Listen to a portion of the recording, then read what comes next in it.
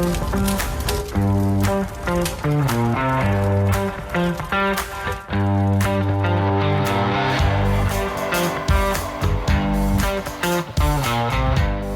and welcome to Fire Headlines, where we discuss the hottest topics in fire service news. I'm your host, Samantha Didion, and today I am joined by the panel, Chief Bob Horton and Chief Jeff Buchanan.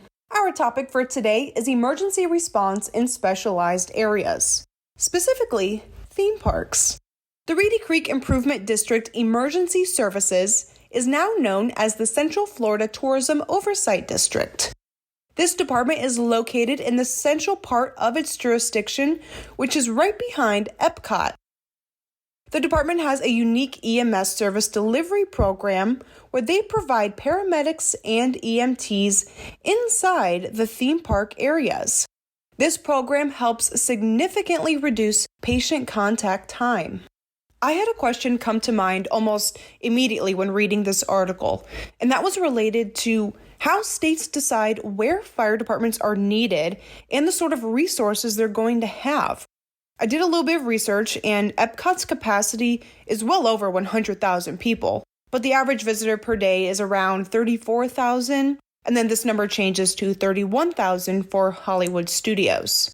Jeff, how does that compare to the populations served for urban fire departments? Samantha, let me just start off by saying I am a Disney dork.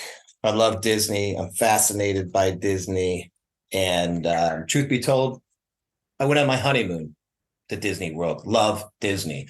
How does it compare to other urban cities around the country? Well, it is a city. It's a city inside of a city, inside of Orlando, Walt Disney World, Magic Kingdom, the Epcot Center, the entire complex is exactly that. It is a medium to large size city. So it stacks up against other fire departments in the country. They are, I don't know the ins and outs of all the resources of Reedy Creek. I just know that they operate as a separate fire department. I've met and talked to many firefighters that work for Reedy Creek and that now is, moved to this new district and they love it. And so I would tell you that the resources that they provide are not dissimilar, that are right on par with other fire departments in cities across the country. So very, very, very, very close, in fact. And what the fire departments across the country and what Disney has been able to do is leverage pieces of the community with the fire department. In this case, what did Disney do? Well, they have defibrillators and highly trained people inside of their parks. And that directly contributes to what we call, in layman's terms, it's successful, but what we call in the field, ROSC, which is return of spontaneous circulation. That's the gold standard. You're trying to get that back. And how do they do it? They do it by providing outstanding training so that they have employees that are able to respond and put their hands on people that are going down in cardiac respiratory arrest and give quality CPR. And then they give them the training to apply electrical therapy in what's called an AED, an automated external defibrillator.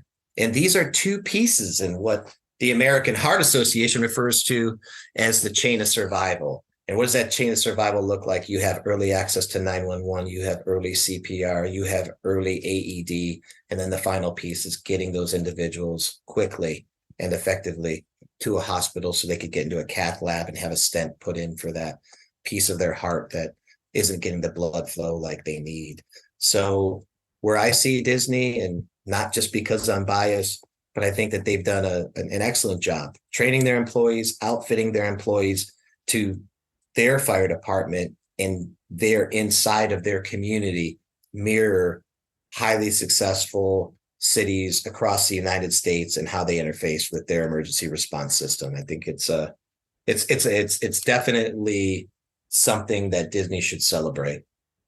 Yeah, I agree with you on that, Jeff. And this article actually highlights a statistic that states Disney goers have a 60 to 70% chance of surviving a cardiac arrest compared to the 10% chance they would have anywhere else in the country.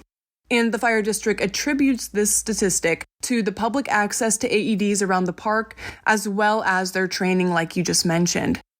Bob, I know that you are a huge Disney fan as well, so what are your thoughts on this? You might have passed by my office a time or two and saw my Mickey Mouse shaking hands with the firefighter statue and picture that I had, so that is absolutely correct. Jeff pointed out really important things, and I want to add on to what he had to say. First of all, it's a very unique governance structure, one that I don't actually completely understand.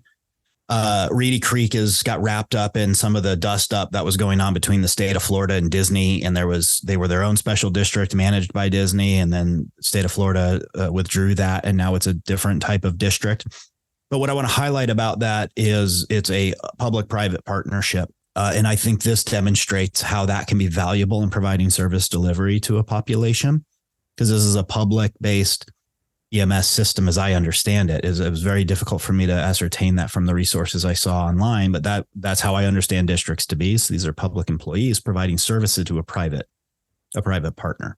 Here's where the value I see in this system that's getting them to where they're at in 60 to 70%, which is really good cardiac arrest survivability rate, is this is a highly coordinated system.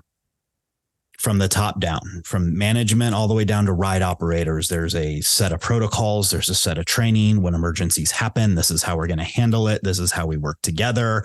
Highly coordinated. The article highlights this relationship between the prevention staff and personnel and their knowledge of the buildings and the infrastructure and the pathways that move about this labyrinth of a theme park. This is pre-planning at its best. I mean, these folks are very in tune with the types of equipment that they would have to operate around, the environments to mobilize folks into the most important piece, at least in cardiac arrest, access to AEDs, quick CPR. If only our entire society could have folks as well trained and ready to provide bystander CPR to someone goes down, that 10% they're comparing themselves to would be much higher. So I want to applaud the fact that, here is a private-public partnership. It is a highly coordinated system. And let's be honest, Disney has a very specific outcome that they're trying to accomplish. They focus intimately on user experience, on what folks' experience is. So they have an objective to ensure folks who come to their theme parks have an exceeding expectations experience. And to do so, you have to provide confidence and provide a safe environment for folks. While we want that to be what all the rest of our government leaders are providing for their community, they're constrained in other ways that this system is not constrained. That doesn't allow for what we're seeing as optimal resource deployment to help protect the patrons who are in the park. Folks have to keep coming back and have to keep spending their money. So that's a lot of motivation to build a system that makes sure people feel safe. I think that is a gold standard, frankly. The correlation that the article pulls between Disney's rate and where you would be anywhere else is sort of an unfair comparison. I mean, it's against the general population of a cardiac arrest survival of 10%. That's not sort of comparing them against other environments that are maybe a little more similar, other theme parks or other private venues that have trained staff and equipment on scene, like major event centers. So I just want to, I'm not dissing their cardiac arrest survivability rate. I'm celebrating that, but just in a fair comparison, that doesn't mean if you were at another theme park, you're at a 10% likelihood of surviving versus being at a Disney park. That's just the population at large. And the reason in part is we don't have AEDs everywhere they need to be. People don't know how to use them or where to find them. And there's great software out there, or apps. Software is not right. There's an app out there called Pulse Point. It came into fruition for this very purpose, is to alert bystanders willing to provide CPR in an emergency. Notification that there's an emergency that needs somebody willing to provide CPR and to point them towards the closest AED.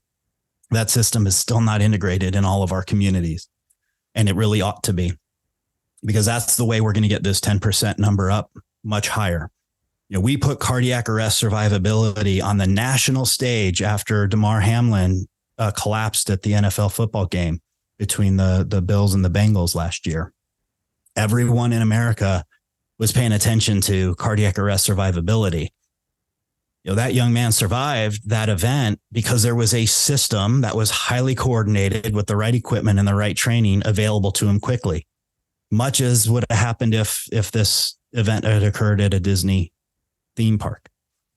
We want to replicate to the extent possible. We can't all have athletic trainers and physicians that are readily available on the norm, but you don't have to be an athletic trainer or a physician to provide hands-only CPR to somebody who's in cardiac arrest. And if we could build a community that is as quick to respond with the right resources deployed across the city, community, what have you, we can improve that cardiac arrest survivability rate broadly. And I think that's an important point to bring up for this article. Bob Smith, let me take a little stab at this. First, shout out to Hamlin. I love the fact that you brought him up, Bob. He officially made the 53-man roster for the Buffalo Bills. What a huge comeback story. I love that. I think it plays really, really nicely here. Again, love Disney. Was just there in March. Took the whole family there. And I can tell you this, AEDs are prominently displayed for all to see in all the parks. Why do I connect that to the NFL and the Hamlin situation and the 53-person roster? Because it instills confidence. And then from that confidence, they get results. In the NFL, they were able to save the life of an NFL player. And in this case, Disney was able to save a life of one of their customers that were there enjoying themselves. So I love the way that ties together. It's training, it's technology, it's having things prominently displayed and giving confidence to those that see that, hey, I'm safe here. And there's people that are going to be trained to use it. So I think I think that goes to culture. I mean, there's so many great things going on here. And, again, I do love the company, but I just think that what they produce is a culture, an environment where the customer gets the ultimate experience, to include that just absolute understanding that they're safe. And this is just another example of how they're able to show the world what they're doing. Mm-hmm. I definitely think this instills a sense of confidence. I mean, if I was an individual who was weary about visiting one of these theme parks due to medical issues, hearing about this program and the care and the thought that went into its development would definitely put my mind a little bit more at ease. The firefighter who was actually interviewed for this article mentions how 80% of the time when he is responding to a cardiac arrest, there's already an AED in use by a park goer who's just trying to help out, another member of the public. And people from all over are going to these theme parks. So that makes me wonder if the issue in other areas of the country may lie in informing your community of where they can find AED in a moment of an emergency, or making them readily accessible to the public. Samantha, you're spot on. And if you're a listener of this show and you have a business in the community and don't have an AED, go get one. I mean, these things are relatively inexpensive by today's terms. And then enter it into the database, enter it into the Pulse Point database. Let folks know it's available there. If there's a cardiac arrest around the corner, they know where to come get the AED and be able to provide that type of life-saving help. Like, this is the only way as a community we're going to go ahead and we're going to elevate what they point to as a 10% cardiac arrest survivability broadly to these higher numbers and give folks a fighting chance to survive it. And let me throw out this, Bob, and this is a shout out to all the fire departments out there, maybe a community risk reduction opportunity and a way to integrate with partners in your community, giving a hands-only CPR class to an amusement park that could be in your area, could be that type of a training to a community center. It could be to a large employer. Think of ways where you can engage with your community, provide this hands-only CPR that pays dividends, work on grant opportunities, because maybe some of these businesses can't afford the AED, Bob, that you just pointed out they need. Find those opportunities to intertwine with your community to make it a safer place, because I can promise you this: economic development, people moving into a city, has to have good health outcomes. People are not going to move to a place where they do not have solid first response. And this is just a way to enhance it. So this is just, again, a shout to fire departments. Get involved with your partners and provide this type of training, because it goes just such a long way. Absolutely. Let's move on to our listener question of the week. Our listeners want to know, what is the most memorable or interesting call you have responded to during your time in the fire service? Well, I'll take this one. And it definitely the most memorable call for me was Route 91. I can remember it pretty clear. I can remember it like it was yesterday. And it definitely had an impact on my life. It was an incredible sight. As I made it down to that scene, I got a very urgent call from one of the deputy chiefs who was already on scene. And when I got there, it was something out of a movie. It really was. It was something. It was apocalyptic, and it was, to say the least, it was memorable. And then moving forward after that scene, it was something that was new for me, and it was ongoing. What I mean by that is the tremendous media attention surrounding the incident, and all of these kind of ancillary challenges that stemmed from the incident created an experience that was very rare, very unique, and one that I'll never forget. I want to say, from a professional standpoint, I felt, although no one ever wants this to happen to their community, I felt honored to be able to serve in that situation, in that difficult time in the community.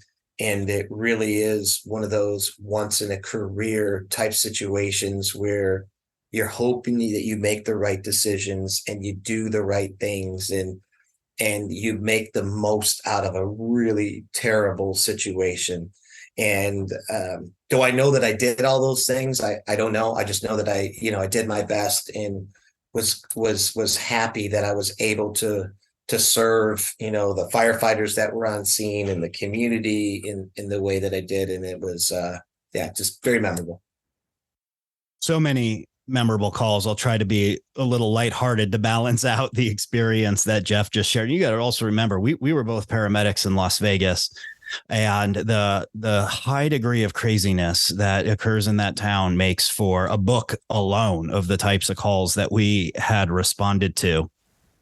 And any responder has, a mix of funny or traumatic or, emotional or heartwarming. And there was one that stood out, and I found it to be, for an emergency responder, it's humorous, but it really is a serious situation. So it's not that humorous, but this particular, I'll tell this one, and then just one that I think is just absolute funny, especially on the heels of our prior episode. We talked about 911 center call taking.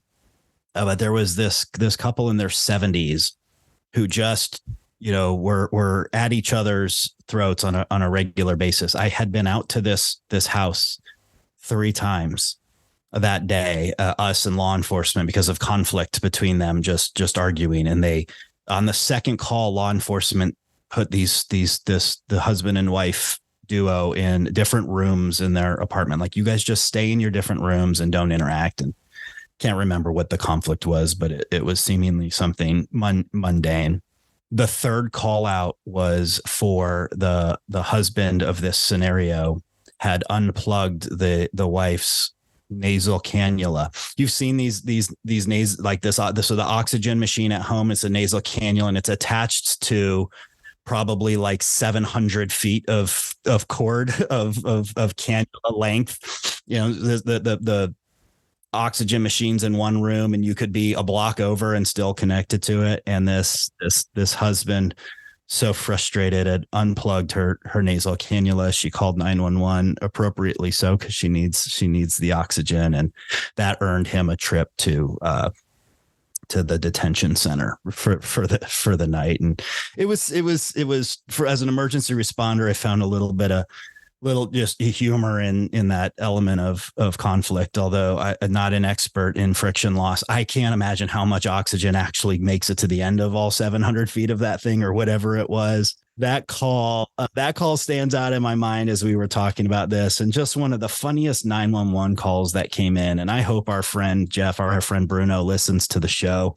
Bruno shared this story with me one day about a call comes into the 911 center, and a guy's frantic about a major fire that's encroaching over the mountains of Las Vegas. Now, Mount Charleston, which is near proximity to Las Vegas, has had its share of major wildfires.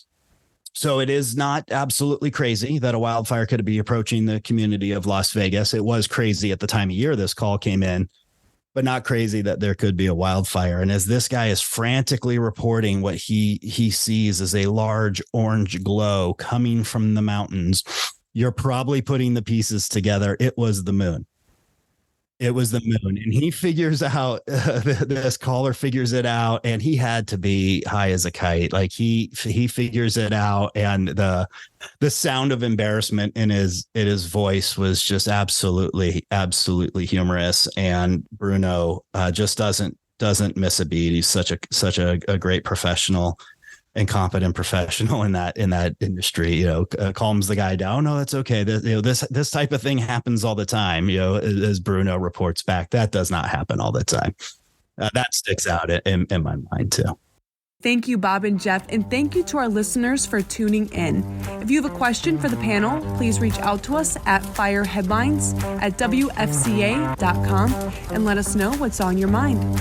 We'll see you back here next week for more Fire Headlines.